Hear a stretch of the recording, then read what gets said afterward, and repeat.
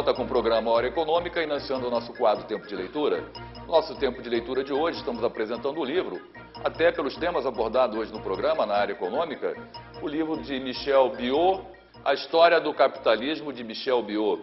Esse livro você irá ter uma viagem sobre a história verdadeira do que aconteceu na economia do mundo, na economia mundial. Não deixe de ler esse livro. Você poderá adquirir esses livros nas principais livrarias da internet. O nosso segundo convidado da noite é o professor, mestre em economia, né? O nosso guru aqui do programa, que nós sempre trazemos aqui para falar sobre a economia brasileira, a economia mundial. Professor Mário Vasconcelos, boa noite, professor. Boa noite, tudo Mais bem? uma vez, obrigado aí por ter aceitado o nosso convite. Obrigado você. E o motivo do nosso convite para falar aqui no programa para os telespectadores, professor Mário, é sobre, estamos num ano agora de decisão final, a reta final para as eleições de presidente da República, onde nós temos aí ou seja, o fortalecimento das candidaturas mais ventiladas no mercado seria da Dilma, que obviamente já está em campanha, né, queira ou não, mas já há 2 anos já está em campanha, e o governador do estado de São Paulo, o doutor José Serra. Bom, mas no caso da Dilma, vamos falar aí, por isso que nós convidamos o senhor para falar sobre esse tema, quais seriam as ações, já existe um detalhamento das ações econômicas do próximo governo do PT, no caso, se for a doutora Dilma que ganha as eleições? Detalhamento nem tanto, né? Mas a gente tem visto aí pelos pronunciamentos da ministra, e isso vale também, inclusive, seguramente na hora que o José Serra entrar em campanha também vai ser abordado esse assunto. Quando se fala em termos de política econômica, claro, o que vem à mente? É o crescimento econômico, é o desenvolvimento econômico, que é realmente você distribuir esse crescimento para a sociedade, quer dizer, melhorar os indicadores sociais da sociedade, a estabilidade econômica passando pela inflação, são esses os grandes pontos que, independente se é o PSDB, se o PT, são, vamos dizer, objetivos macroeconômicos de uma política econômica séria, né? E isso, claro, está nas intenções, a gente tem visto aí a ministra colocando essa questão como vamos dizer, a sua linha de trabalho, se for eleita.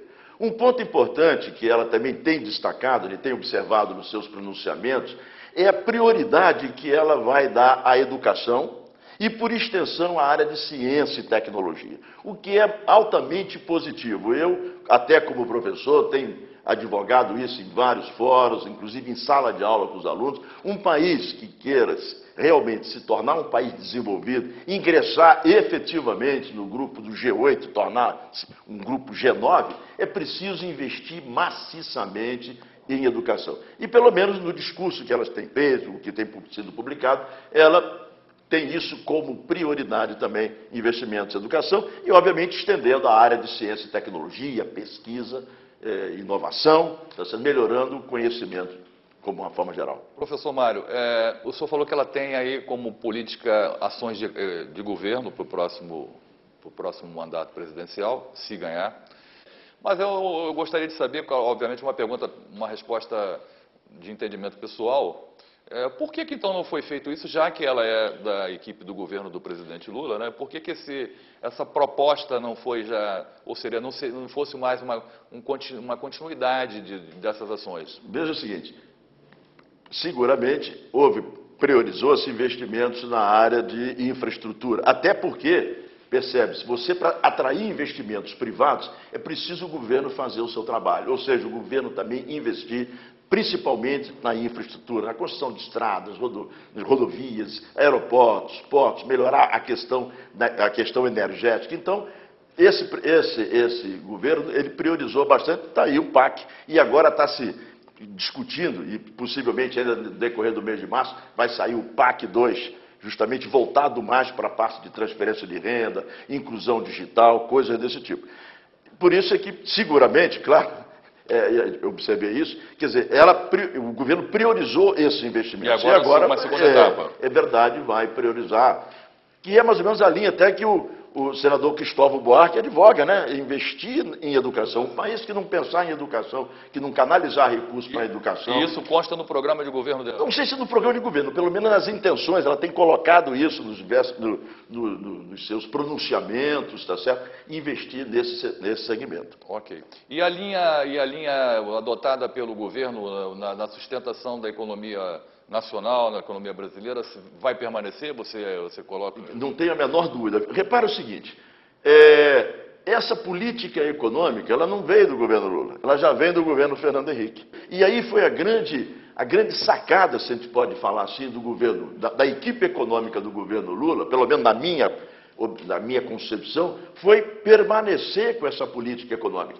E seguramente, independente se a ministra Dilma vencer as eleições ou o governador Zé Serra, seguramente essa política vai continuar, claro, se ajustando a um cenário internacional, mas seguramente vai continuar com a política de meta de inflação, câmbio livre, combate à inflação, tá certo? Eu seguramente, eu não tenho dúvidas com relação a isso. Ainda há pouco nós tivemos o nosso primeiro entrevistado, o doutor Basílio, que também é especialista na área de mercado financeiro, juiz federal. Ele colocou uma coisa interessante, falando exatamente, eu perguntei se isso tinha vindo da época do governo Fernando Henrique Cardoso, essa solidificação do mercado financeiro. Ele falou, não, isso daí não é uma política de governo, é uma política de Estado, né? Então, o PT não é que vai seguir uma ideologia para tentar mudar uma política de governo. Seria um caso que a continuidade de uma política de Estado mesmo, né? É verdade, concordo em gênero e número grau. E isso explica por que o Brasil não sofreu tantos impactos com relação à crise de 2007 e 2008, tá certo? E tem se mostrado assim bastante, a sua economia tem se mostrado bastante saudável nessa recuperação, né, dessa crise, entendeu? Isso porque há essa continuidade, veio favorecer essa questão. Nós estamos falando aí, já está se colocando de criarmos aí, de termos criado para esse ano agora, de 2010 até no final do ano, 2 milhões de empregos, mais de 2 milhões de empregos. Apesar de que existe um déficit de quase 6 milhões de empregos para ser criado. Sim, mas isso ainda é fruto da crise, quer dizer, você não pode recuperar rapidamente, essas coisas vão acontecendo paulatinamente, desde que não queiram, né, tumultuar todo esse processo.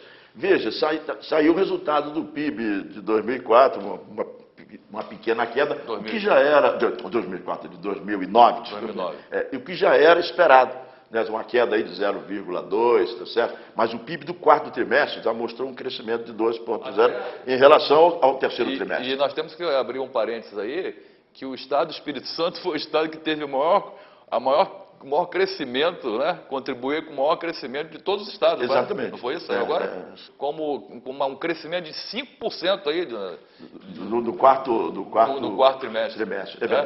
Então você vê aí que é um dado importante para o estado do Espírito Santo, né? Observado isso. Saiu esse dado aí. E estima-se que o PIB para 2010, tá certo, deve girar em torno dos 5%. Então você sai de um 0,2 para 5%, você tem um crescimento aí, né, bastante o professor Mário, o senhor acha então que vai ter no governo, no próximo governo, se o caso for a Dilma, ou se o caso for o Serra, a gente está falando mais aqui da Dilma, né, até porque existe aí uma banca de apostas para que acha que é a Dilma que vai ter mais probabilidade de ganhar as eleições, até porque o governo está aí por trás também, o candidato do E até governo. porque o outro também não se lançou ainda. Não se definiu, o próprio partido ainda não definiu. Ele não pode dizer sou candidato. É verdade.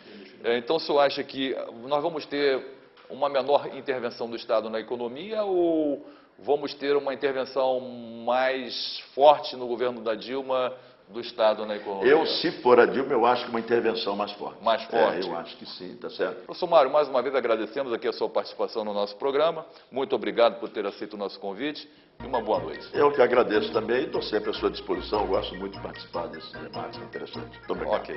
Bom, gente, nosso programa chega ao final, mas antes eu gostaria de colocar para vocês o nosso endereço para você enviar mensagens, indicar algum tema importante para a gente trazer aqui para o programa.